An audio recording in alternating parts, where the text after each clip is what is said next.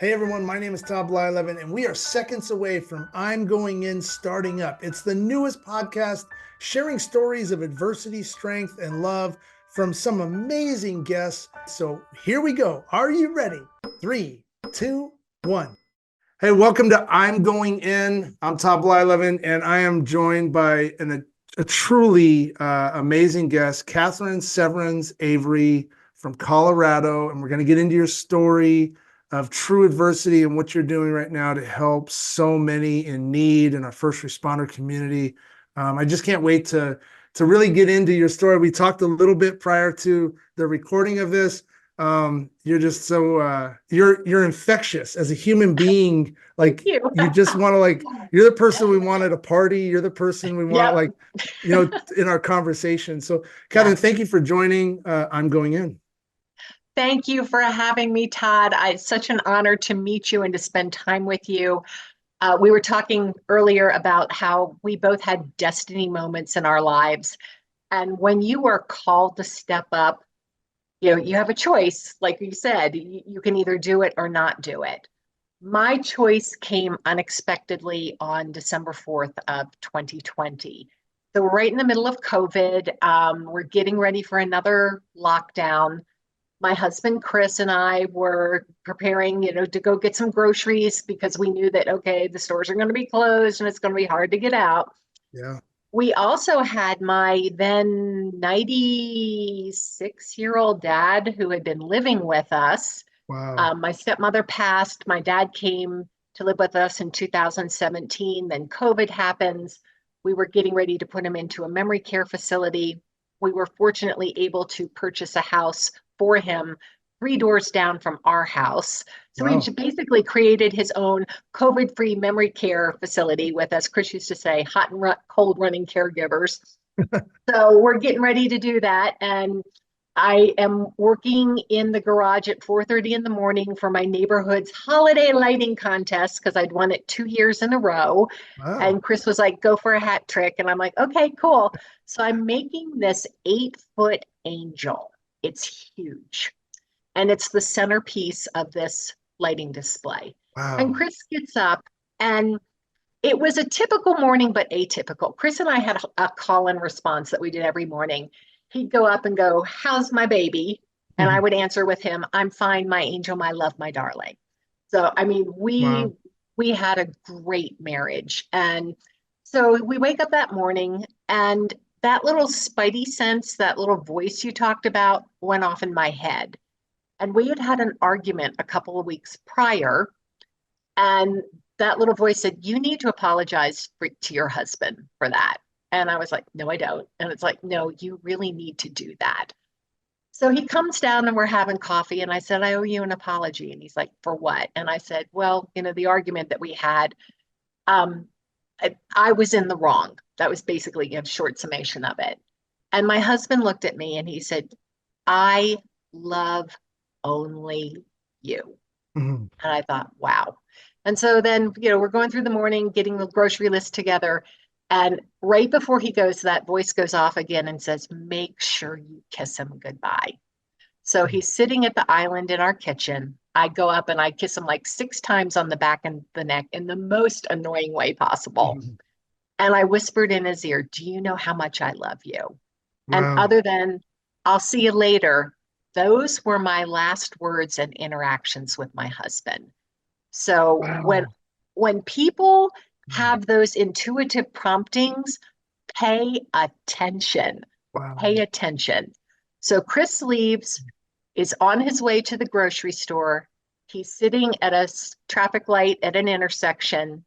The light turns green and he is broadsided by 3 robbery suspects who are fleeing from police who have just committed a robbery. Oh, The car, they were going so fast, like 75 to 80 miles an hour. It pushed our car sideways down the street about 30 yards, broke the front axle, and the driver's side door was practically at the midline of our car. oh, geez. So the first responders show up. So, and I'll backtrack just a minute. At 2 minutes, 3 minutes after two, I'm in the garage still working, and my whole body shakes. And I thought something just happened to Chris. I was like, he went to the grocery store. He'll be back. And about 20 minutes later, I'm hearing helicopters and sirens. And I'm like, oh, okay, well, something's going on. Mm. And then it starts to get later and later. And I'm calling him and texting him. And at first, I'm angry because I think he's out Christmas shopping. And I'm like, you need to be home, you know? Yeah. And that voice goes, do not be angry with him. Ah, And so it's just like, I'm listening. And it gets to be about 4:30 the day that Chris was killed. We were supposed to see our drywall for the first time in the house that I'm sitting in that we were remodeling. And the contractor was getting ready to leave, and he's like, can I do anything? What do you need? And I said, I need my husband to come home. mm, And about that time, I thought, you better call the non-emergency number. And I'm patched through to a voice. And I said, my husband went out to pick up groceries about an hour and a half ago. He should have been home by now, and he's not. And so this person's like, okay, can you give me a description of the car? Tell me about your husband, blah, blah, blah. So then it gets to be later, and he's like, well, I'll keep you, if I hear anything, I'll keep you updated. So it gets to be dark, and my husband was a big man. And mm. so I thought, well, maybe he had a medical emergency. So I drove to the grocery store where he was to pick up the groceries, but I went a different route than he went. Oh, So wow. I did not come across the crash scene. So that to me was like Wow. angels all over Yeah. me.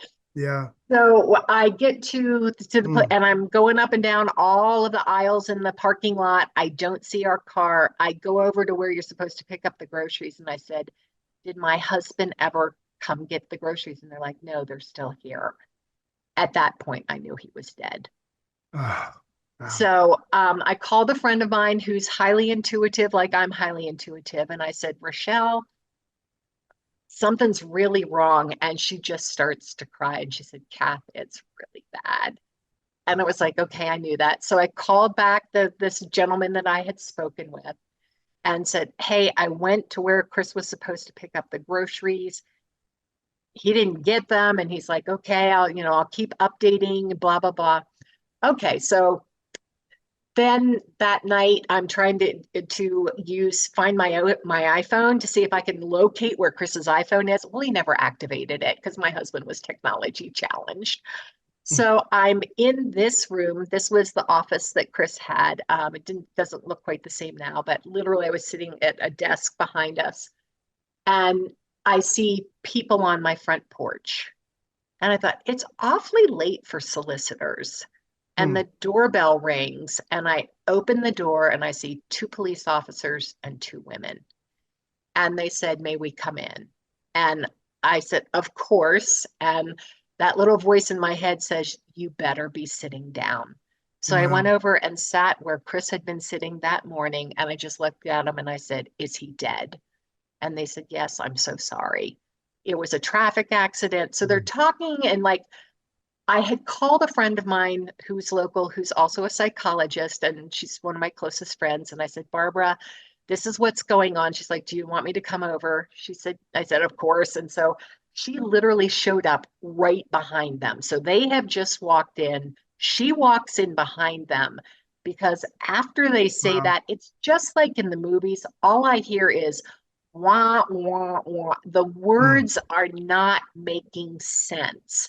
So Barbara jumps into note-taking mode. She's doing this. And then I notice one of the police officers leaves my kitchen and comes into this room and shuts the door and takes a phone call. And I thought, that's weird. And so he comes out and he says, I'm now at liberty to tell you what happened. And I was like, what? And they're like, and they told me about the robbery. He told me that there had been a police chase. The suspects were driving the wrong way on Alameda Boulevard, weaving in and out of traffic. They called off the chase. They continued down through a residential neighborhood, 70 miles an hour, and Wow. plowed into Chris and killed him. Ah, So the hard part for me was like, where was the robbery? It was at a Ulta beauty store. I'm like, what do you steal at an Ulta beauty store? Yeah. Well, we have boosting in this country where people steal product and then go sell it on the internet, and they make a lot of money because it's free inventory. So my husband died for $7,500 worth of fragrances. Unbelievable. It was Wow. just like, that was crazy. So I'm so I, sorry. That's I Todd, it was just like, but once again, everything in my life prepared me for that moment. And what was really weird was about 2 weeks earlier, I kept on seeing our car being hit by another car. yeah. And I thought, that's bizarre. But, again, to me, that's how Holy Spirit works. It Yeah. just like it feeds us information. So there was my background in journalism. I knew that this would be a big story. I knew that my reaction to it, if I didn't take control of the thread line, a very different story was going to be told. So when I was contacted by the media for pictures of Chris, oh, and that's the other thing. By the grace of God, I did not watch the news that night, or I would have watched my husband die on television from the surveillance video at the convenience store at that corner. Oh, geez. Wow. Yeah, because the news was running that before the notification team had notified me. And so, Your guardian angel was literally guiding you through right, this process all the right, way, even up to that point. up to that Wow. point. Amazing. Yeah. And so I'm sitting there thinking, okay, how am I going to respond to this? And I said, that CBS was the one who had contacted me for photographs. Everybody else was just pulling them off the internet. And I Mm. said, I will send you photographs, but I'm sending you a letter along with it. And when I know that you've read the letter, I'll give you the photos. And in that letter, I asked the community to do acts of service in memory of my husband. We're in the middle of COVID. Yeah. People are, don't have incomes. And I was like, use your time, talent, and treasure to do something for someone else and think of Chris. Wow. Because and I know the fastest way to feel better is to do something for someone else. That's right. So Mm. they called me back and said, would you be willing to narrate this as the basis of our coverage? And I said, yes. So I literally sat Wow. upstairs in my bedroom Oh my closet. gosh. I read the letter. I sent them the photos, and they put together the most beautiful 2.5 minute package of this. Because one of the things I talked about that you and I hinted at earlier, everything in our life is a choice. And I talked about the fact that, if Chris had made a different choice or the robbers had made a different choice, we wouldn't be having this conversation. That's right. If Chris had hesitated 2, even 3 seconds at that intersection, they would have blown right in front of him, or they would have hit the car in such a way that he did not die. Yeah. And it was just like, oh, and I said, and I made two choices the day that Chris was killed. Number one, I would not let this experience ruin my life. And number two, I would not let him die in vain. Mm. Yeah. And Wow. that's where Ooh. I think, as victim, I hate the word victims. I am not a victim in any sense of the word. But when you think about that and the number of people that get lost in the negative swirl of that emotion, and it pulls them down into the depths of their being, Yeah. you have a choice. Are you going to rise, or are you going to stay there? Mm. So when I had the victims advocate groups contact me and say, we have these groups for survivors, I'm like, I'll never be there. And they were like, what? So what most people don't know is that Chris was the eighth person close to me that I've lost. Oh, wow. I lost my mom at 22 to a car accident. She was in a persistent vegetative state for 4.5 years before she died. Wow. After Karen Ann Quinlan, my mom is the test case for taking people off of life support in the United States. I lost a 14-year-old nephew to a brain tumor. I lost his mother, my sister, 6 months later to recurrent endometrial cancer that her doctor kept on telling her was stress-induced symptoms caused by her son's illness. So she never got treatment, never was diagnosed. I lost my best friend. I lost my stepmom. I Wow. lost Chris. My brother died unexpectedly after a surgery. I lose my best friend, and like my stepmom dies, my dad comes, and then I lose Chris. So Oh, when people would say to me, Kathryn, you're handling this so well, I've been through this cycle so many yeah. times, I know it like my own name. Yeah. And as you know, the first three, I call it the resurrection experience, because for the first 3 days, you feel like you have been filleted and are raw, Mm. just raw. Hmm. That's You've right. been there. Oh, Yeah. yeah. 100%. First of all, I mean, your story, you're a power player. Like you literally are just you amplify power in terms of your strength, your inner being, your process on how you're going about the positivity that you spun on this extremely challenging time. The fact number one, you had me right from the get-go when you were talking about the love part of it, and how you you cherish that one instant, that moment that you didn't want ever to, like, you almost foresaw that happening and you said, nope, I'm going to take advantage of this. We're going to say I love you. And then, unfortunately that happens. And then the other part that really got me is I've been on the other side of that several times where I've held someone in my arms that's passed in that way, Yeah. and in an unfortunate way. And it brought me to the moment when those parents were notified, and that sitting in that room, and that defeat, the slam down, the reality that their loved one is not going to be coming home like yours. The fact that you've done this over and over, and you've built kind of this routine, and it's not a bad one. You've just learned how to channel this in a way that you're going to make sure that, like you said, Chris's life, it's not going to be one lost in vain. It's going to be one that's going to inspire. Right. You're inspiring. And it's just absolutely amazing. What an incredible story to that part. Can you please explain? You've got two urns behind you. Oh, yes. Can you talk about that? And then I want you to go into what started the ranch and everything else. Yeah. So yeah, Oh, because yeah, that's an even better story. yeah. So the two urns behind me, this one has Chris's ashes in it. When Chris and I would go to the Cherry Creek Arts Festival, we always admired these really intricate created boxes. And Chris had gotten the card of a guy and was like, we're going to get one of those. So after Chris passed, I went to the guy's website to see if I could contact him. Well, it turned out he had passed away too. So I was like, okay.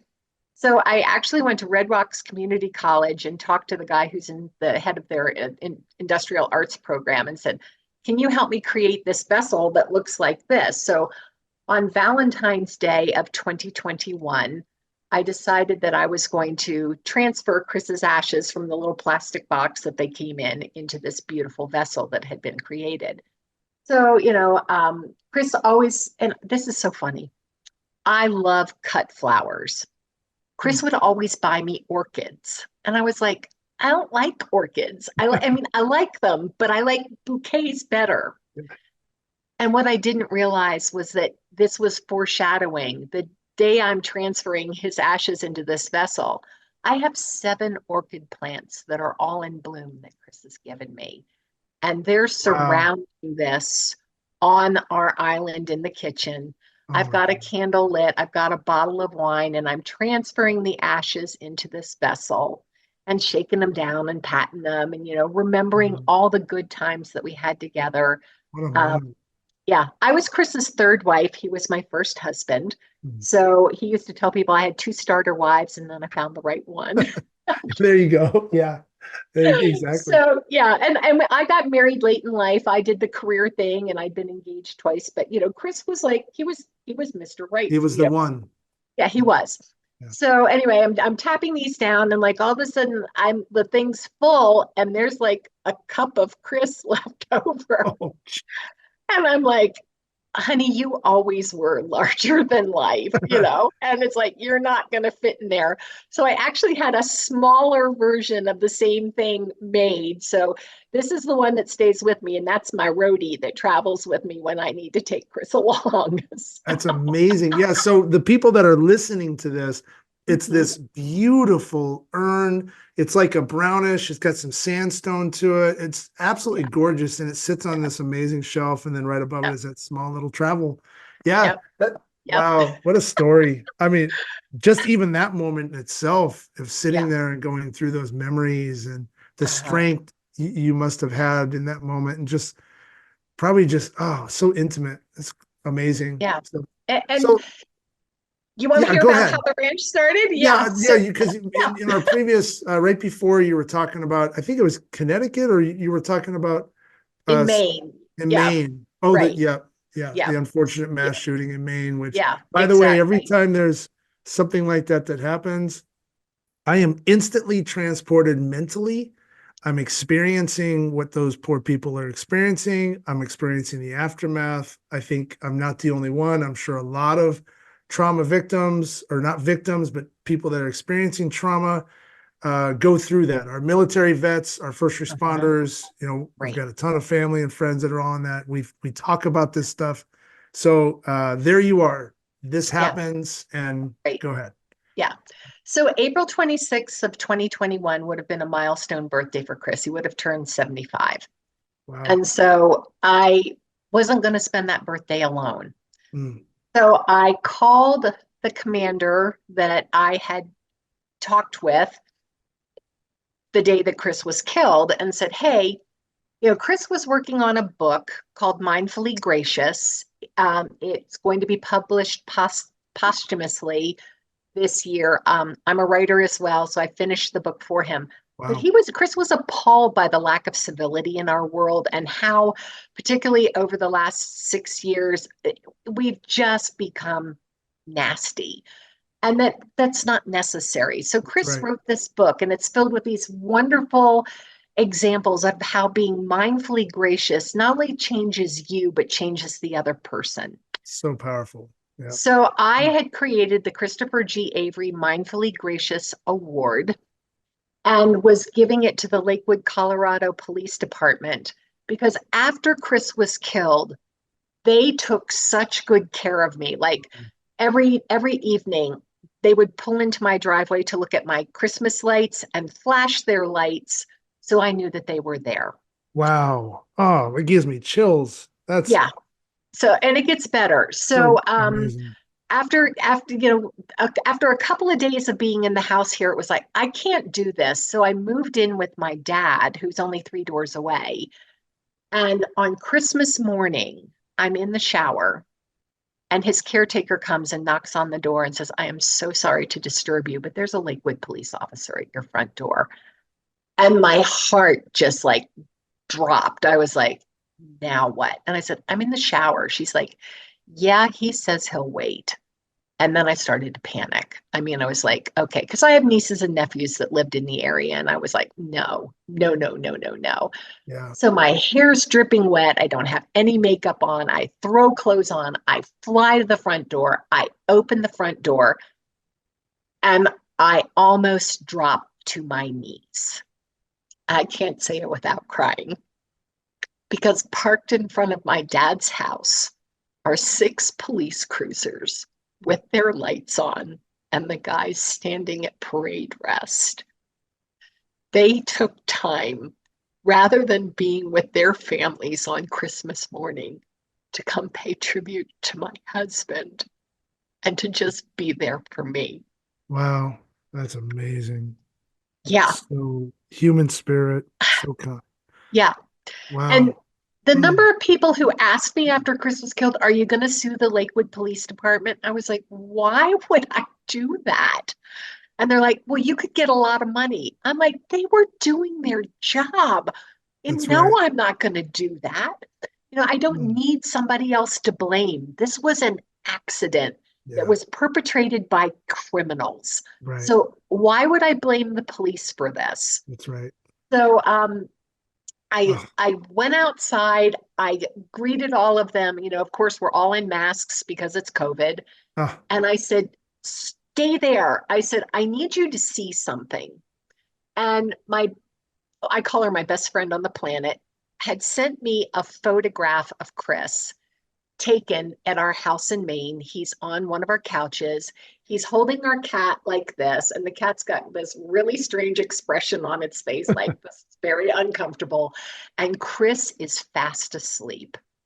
And so I grabbed that photo and I went outside to them and I said, this is how I want you to remember my husband, because I knew at least two of them had been on scene with him. oh, wow. Yeah. And I Mm, said, this is what I want you to remember, not what mm, you saw that day. And they all took pictures of that picture. yeah. And that was Mm, just kind of like the beginning. So the Lakewood PD got the Christopher G. Avery Mindfully Gracious Award. And Chris loved to cook. I love to cook. So I decided, well, let's take food from Chris's favorite restaurants to all the roll calls. And I had said that, I called about a month before and said I wanted to do this. And then 2 days before, I call and talk to the commander and say, okay, what time do I need to show up with the food? And he's like, oh, you're really going to do that? And I was like, yeah. He's like, oh, okay. Because I guess they get a lot of people out there who tell them that they're going to do stuff and then never follow through. That wow. is not me. Yeah. So I show up at roll call. Um, so there are four different roles, four different, shifts, and basically I'm bringing food four different times. But that morning, the morning roll call, I am in there as the agent first on scene, and they call themselves agents, not officers at Lakewood, is talking about something that had happened the day before where a 14-year-old boy had stabbed his mother 30 times, including through the skull. And he has no idea who I am. And I am hearing in graphic and uncensored Yeah. language what was happening. And I'm like, why is he at work? I don't understand. Why is he here? And so after roll call was over, I looked at Commander Bates and said, I don't get it. What's he doing at work? And his response was, and the other command staff that was there, were chiming in as well. Well, first of all, he doesn't want to sit at home by himself and think Yeah. about this. Yeah. Secondly, he may not want or need mental health counseling. And third, there's no other place for him to go. And I thought, this is so wrong. This is so wrong. And that started me thinking. Wow. So there are three defendants, three trials that are going to take place over the next 6 months. And so this is, we're basically starting to get into the summer, and I can't get to our vacation rental property in Maine, which was Chris's favorite place on the planet. So I called the HR department and said, how do I donate time at my vacation rental property to your agents? And after stunned silence, the response was, I don't know. Nobody's ever asked me that question before. Wow. So she's like, let me do some research. And so I get a call back the next day, and it's like, well, it can't be a direct donation because that's a bribe and you could go to Oh, jail for that. I'm like, well, we don't let's want not do that. that. Yeah. Yeah. So I was asked to meet with a member of the Fraternal Order of Police from the Lakewood Lodge, and then to be able to talk about how we might be able to do this through the FOP. So I meet at the detective at a Starbucks, and he walks in and he sits down, and I start to talk about, making this donation. The first words out of his mouth to me are, what do you want? I'm like, excuse me? He's like, what do you want? You have to want something. I'm like, I don't want anything. I mean, I'm a little affronted by this. He's go, you have to want something. And so I just looked at him. I said, okay, I want to say thank you. And he's like, what? I said, I want to say thank you. And so all of a sudden you watch his whole demeanor start to Yeah. change. Yeah. And we work out Mm. how to make this happen. The chief decided not to have it go to Lakewood because he didn't want anything to interfere with the trials, to have any kind of bias That or makes sense. Yeah. the optics being weird. So Right. that was actually passed off to a West Metro Fire family, and they went to my house in Maine and had a ball. So I'm in this conversation with the detective, and I say, and I have this idea.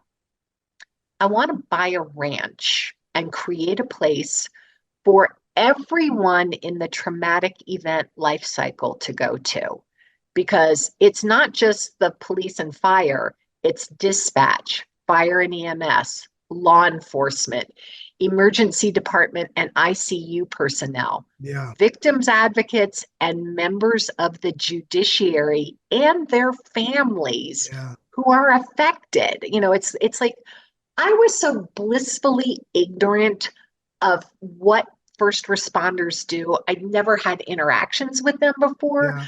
So the more I learned, the more it was like, this is insane. These people show up every day. They do, they keep us safe. They are with us in our most unimaginable circumstances. And Chris was only one call that they had that day. That's right. Yeah. And it just kind of blew me open. So, and he was like, he's like, you want to do what? I'm like, I want to buy a ranch. And at that point in time, I was kind of like, okay. So again, there are no accidents. Chris passed in December. On March 19th of 2021, my dad passed. Oh, wow. So And sad. so Mm. I'm not with him when he dies, but I'm with him right afterwards. And so I remember after they took him off to the funeral home, I'm standing in his kitchen and I am holding on to the stove and I am just saying out loud, God, let me bend and not break. Mm. Yeah. Powerful. Mm. And so my dad left me an inheritance. Wow. Chris and I had no children. And I used that inheritance to purchase this 40-acre ranch. Okay, here's where it gets weird. Wow. So 7 years ago, I had staged the property for sale. And Really? uh-huh. And the day that I came back from staging the property, I said to Chris, I was on the most amazing place today. And the first words out of Chris's mouth were, we're not buying it. He also said that about the house in Maine that we ended up buying. We're not buying it. And we did. So I sit there and laugh and now go, honey, yeah, I did buy it. Yeah, we did. Yeah, we We did. did. It's ours. Yeah. So, and of course, honest to heavens, if I had $5 for every time I heard from law enforcement, we are highly suspicious and skeptical people, I would be fully funded in perpetuity for my nonprofit. It was just like, okay, fine. Mm. So anyway, I go and I meet with the ranch owner and I tell him what I want to do because the property is not for sale. So I call the Oh, wow. realtor and say, whatever happened to that property that I staged? And she's like, we pulled it off the market because nobody knew what to do with it. Oh, so So this was the original owner that you staged for, so it yes, hadn't sold. yeah. Wow. Okay. They pulled it off the market. It's like God held that property for me Yeah. for 7 Yeah. years. Yeah. Yeah. So I go up and Wow. tell him what I want to do. And he's like, but you never even saw the property. You only saw the house and you saw the caretaker's apartment and the barn. And I was like, you're right, I never did. He's like, go get in the gator. So, we go take off and we go up to the high point on the property and I burst into tears. It is so beautiful. And then he takes me to the other end, and it's an aspen meadow where the aspens are hundreds of years old. They're Wow. just enormous. Oh my gosh. And so we get back to the house, and he's sitting with his arms crossed, and I'm kind of like, okay, this isn't going so well. Yeah. And I said, Bert, there's two things I will promise you if I do this and if you sell to me. Number one, if for any reason this doesn't work out and this property goes up for sale again, your children will have right of first refusal to purchase it. And Wow. secondly, I know you wanted to be buried here, and I will make that happen. Wow. And he Holy looked cow. at me and he just said, go get your ducks in a row. So on September 11th of 2021, he agrees to sell to me. We sign the contract on Veterans Day. On March 4th of 2022, I got to get my years right. Yeah. Yeah. I buy the ranch. We start renovations March the 5th. We're open on June the 3rd. We have our first overnight guests August of last year. And then something really interesting happened. So I buy the property, we do the renovation, and nobody's coming. Mm. And I'm like, what's happening here? So then I started digging to find out more about what was going on. And that was when I discovered how chronically understaffed first responder agencies are nationwide. We Yeah. don't have enough first responders. And quite Right. frankly, that's part of what I do now as a educator, advocator, and agitator on behalf of first responders is to educate the public. If they knew how dangerously close we are in many areas to you call 911 and there's nobody going to be there to come help you, it would curl their hair. Yeah. And so I thought, this is crazy. So one of my board members of the nonprofit was the deputy director of public safety for the state of Colorado for a while. And I said, Beck, I need to talk to your old boss. So she made the introduction to me to Stan Hilke, who is the director of public safety. And I said, I want to launch a series of initiatives to make Colorado #1 in the nation for recruiting and retaining first responders using health and wellness as a platform. And he went, Kathryn, if you can crack the secret sauce of doing that, go for it. So we went for it. And we have introduced a series of initiatives called Colorado Puts First Responders First, Mm. where we're looking at, okay, I mean, as an outsider, this is the other thing that's weird. To be let in the way that I have been let into the first responder community doesn't happen. I'm a unicorn and I get that. Yeah. But as someone from one of the fire departments said when I was talking to a large group about the concept of the ranch, he's like, most people bring us cookies or a lunch. Mm. Nobody buys us a ranch. And I was like, okay. So, but to be able to do like a grab and go meal program, because there is nothing healthy at 7-Eleven at 3 in the morning to No. eat. Yeah. And to be able to create an American Ninja Warrior style gym where you can actually train in situations that you're going to run into on the job. And then thirdly, why are there no 24-hour daycare centers for first responder families? Yeah. You're on graveyard shift and you know that you got to find somebody to take care of your kid at 3 in the morning. Who gets to do that? Or you It's get like that this. call at Mhm. 2 o'clock or 2:30. That's a Right, 4-hour investigation. And what right, happens? Yeah. right. Yeah. Exactly. So I'm like, this makes no sense. Yeah. So I remember in talking with then Chief Dan McCaskey of the Lakewood PD, and I said, and why do you do such a crappy job of communicating to the public about why you do what you do?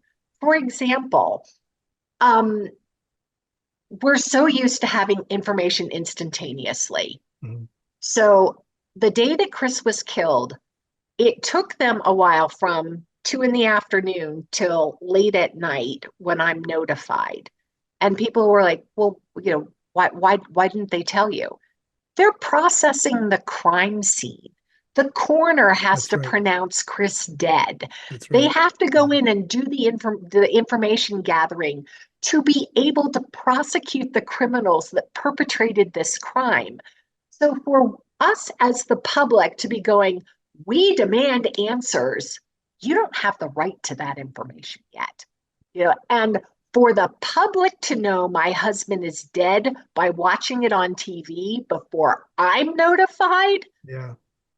that is so scarring to families that find out that way. Yeah. It's horrific. Yeah. So that was kind of like how this whole genesis of the ranch started, and the Colorado Puts First Responders First initiatives. So it is my commitment that we will have a restoration ranch facility Mm. in every state in the United States before I die. Huh, that's And awesome. we also have our Valor Vacations program, Yeah. where What is when that? so Valor Vacations is a program of Restoration Ranch where vacation property owners, I started it by donating time at my place in Maine. We have people who have vacation properties who donate time at their property to Mm. Restoration Ranch, to our Valor Vacations program. And then this was another thing that I learned. We made it so that you could be awarded, be nominated by your agency, and be awarded a vacation. So last year we were poised to give out 11 vacations, and we did. And only two people took them. And we were like, wait a minute, what's going on here? So I was speaking at a trauma conference, and there was a Q&A afterwards, and a guy said, I have a question for you. He said, are you having trouble getting first responders to take your vacations? And I said, in fact, I am. Can you explain why? And he said, I think I speak for every person in this room that if we were awarded a vacation, we would know at least five other people we thought deserved it more than we did, and we're not going to take it.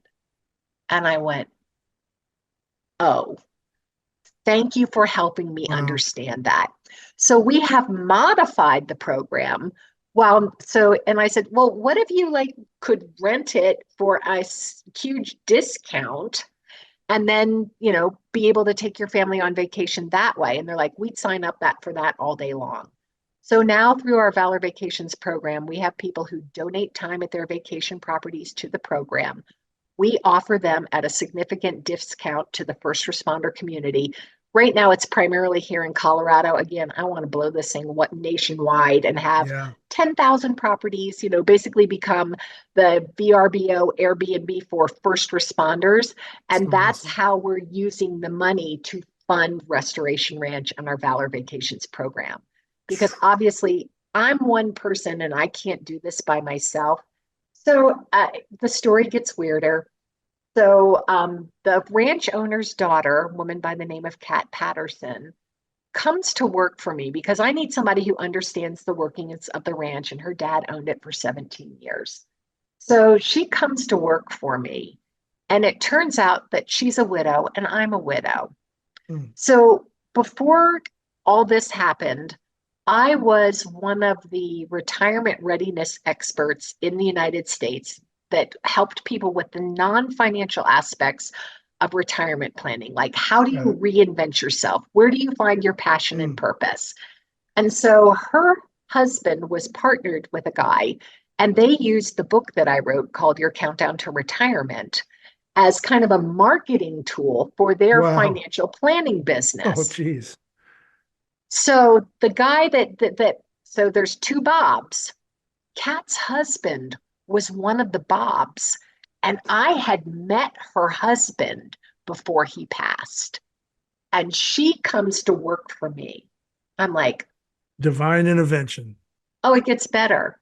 Oh, It's 6 weeks into her working with me, and she goes, I should probably tell you this. I'm like, what? She said, before Bob was a financial planner, he was a latent print examiner for the Lakewood, Colorado Police Department. wow. I was like, Wow. what? She's like, yeah. So now we have a couple that are managing the ranch who had an idea similar to the Valor Vacations program. They were introduced to me and they're like, no, we want to throw our hat in the ring with you.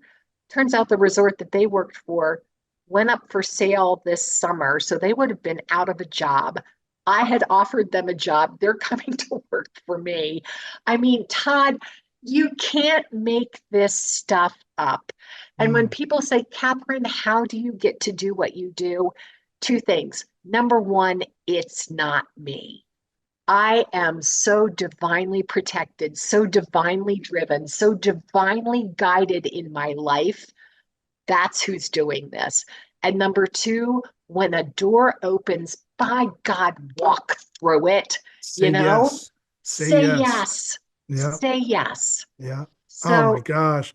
Kathryn, yeah, holy cow. Like, first of all, amazing. Honest, words can't describe how incredible the work that you're doing, how you're helping our first responders and everything else. But I want to backtrack a minute. Um, I want to go back.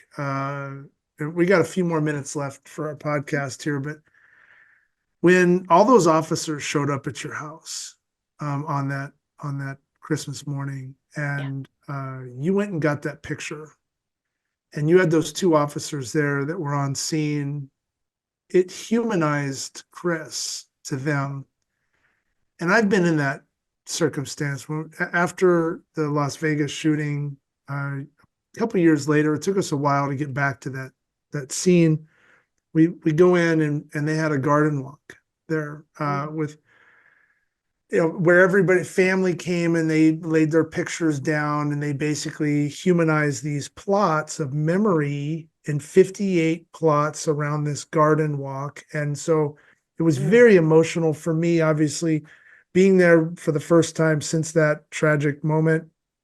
We're walking down this pathway, and about five in, on the left hand side, I come across a woman, and she was one of the ones that passed in my arms. mm, And what made it, I wasn't expecting this. And I think I can relate to those two officers that they probably weren't expecting that. When all of a sudden you see that picture beyond what is in your mind in that moment, she played softball. She was a mom. Like, there's this moment where you just go, oh my God, like it just hits you like a ton of bricks. And for me, and I can't speak for them, but I would imagine this is how they felt as well. I was so honored in that moment to be able to hold her with love in my arms. And as she passed, it was with love, not hate, not great, crazy crap that great, just happened. It was great. love that Yeah. she separated from or with.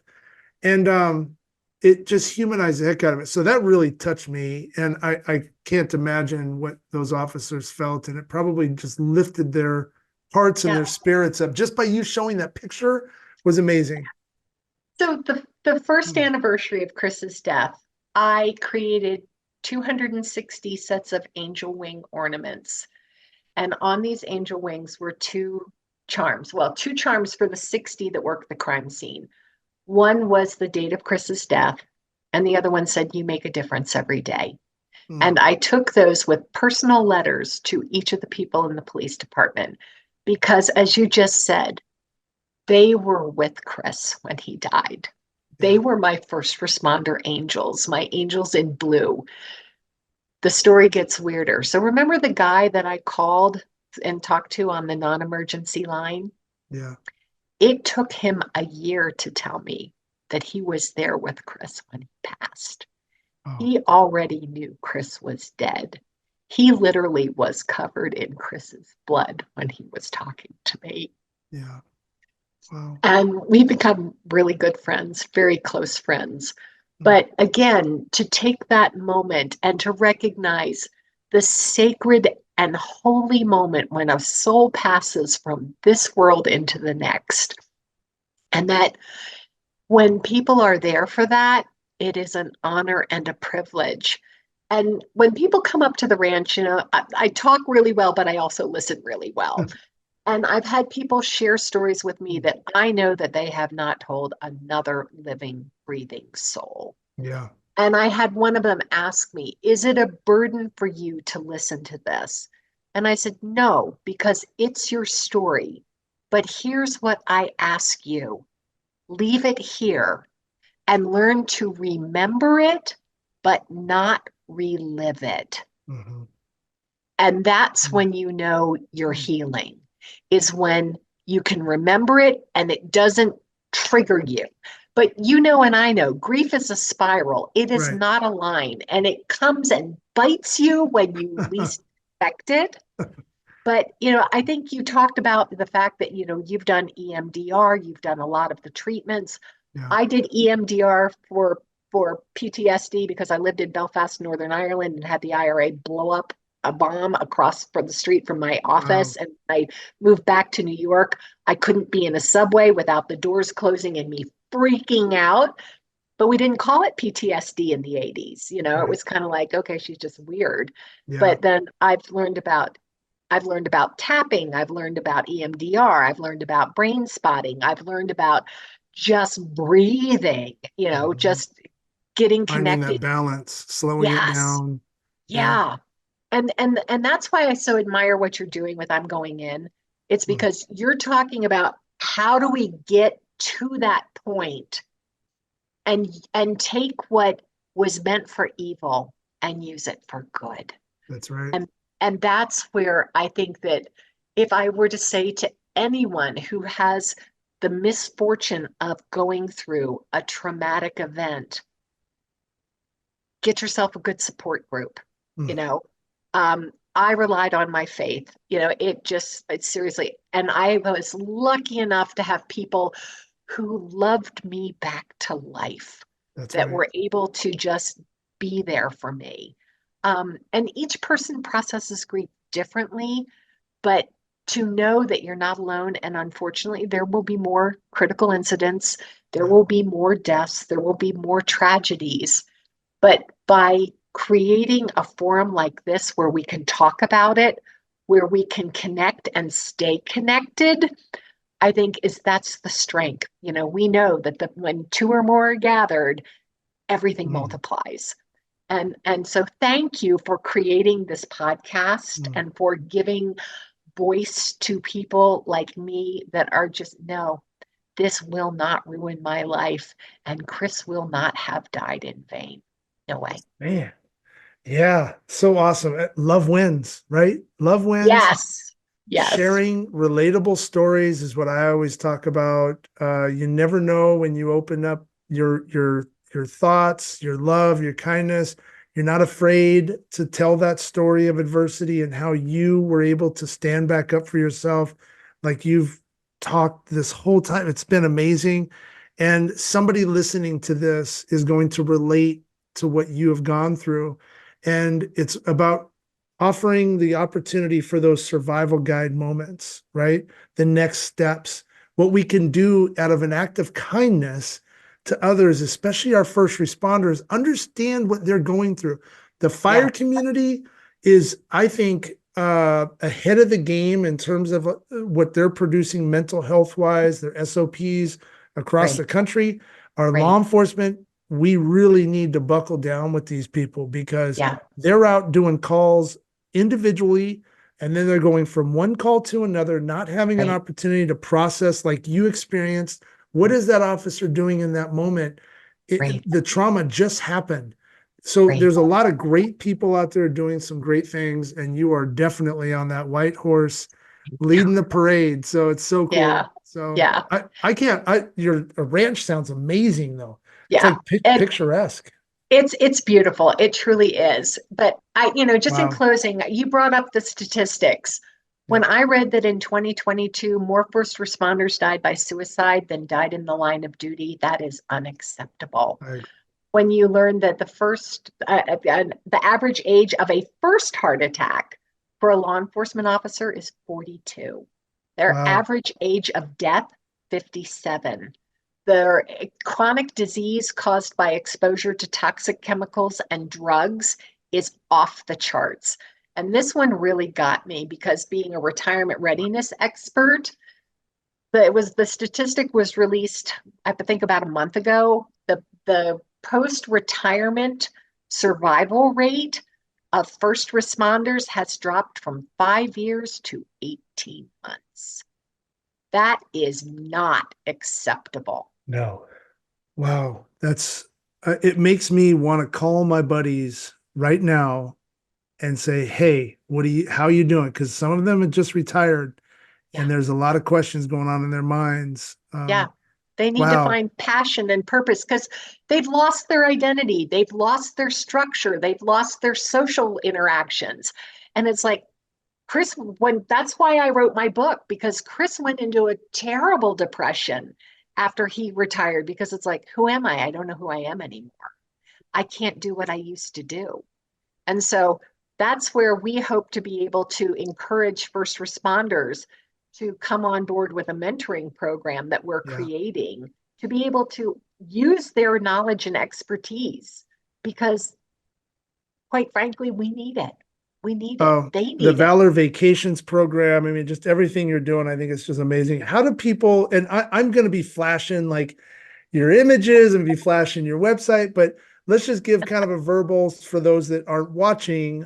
How can people get a hold of you? And your book sounds amazing. So please talk about Yep. you, how we can find more about you.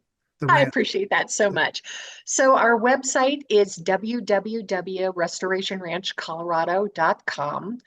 And if you go there, there's a Valor Vacations tag. It tells the story of what we're doing and how to reach us. You can either reach me personally at ksa@restorationranchcolorado.com or just for general questions, info@restorationranchcolorado.com. Our telephone number is 303-216-2989. It's also it's a mobile, so you can text us as well. I Social love media. social media. We have a Facebook page, we have an Okay. Instagram page. Yeah. So We'll put we're all that on up. there. And Yeah. we have a YouTube channel too. So we're starting to do more Oh, videos cool. as well. There So, you but go. yeah, Todd, I just love you. I hope we get to stay in touch. I feel Oh, we like you're a will. friend already. Ah, I have totally. so many ideas that we can like bounce around. So However, I can help you with my network and just spread awareness and love and everything else. You let me know. I am a friend for life. Now, God love you. you've, Yeah. yeah. Thank you so much. Now, thank you for being on. I'm going in. All So. righty.